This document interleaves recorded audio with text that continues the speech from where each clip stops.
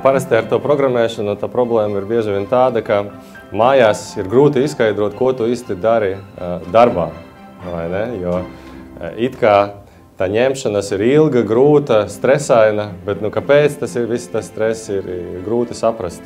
Līdz ar to mēs gribējām uztaisīt šo pasākumu, lai mēģinātu saviem bērniem iemācīt kaut ko, kas priekš mums ir ļoti dārgs un priekš mums ir ļoti mīļš un priekš mums veido iespēju nodarboties ar interesantām lietām. Tagad pa labi. Dzīvot interesantu dzīvi, vai ne?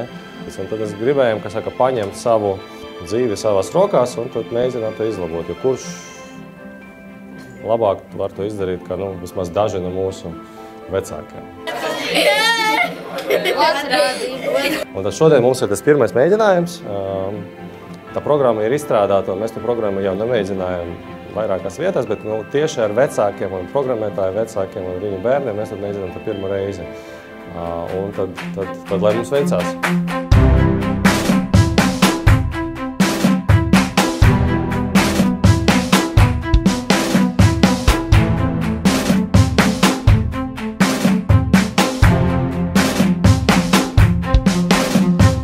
Tagad mēs mēģinām, lai bērni saka programmu rakstīt nevis uzreiz pilnu, bet pa vienam solītam, un tā viņi arī dara.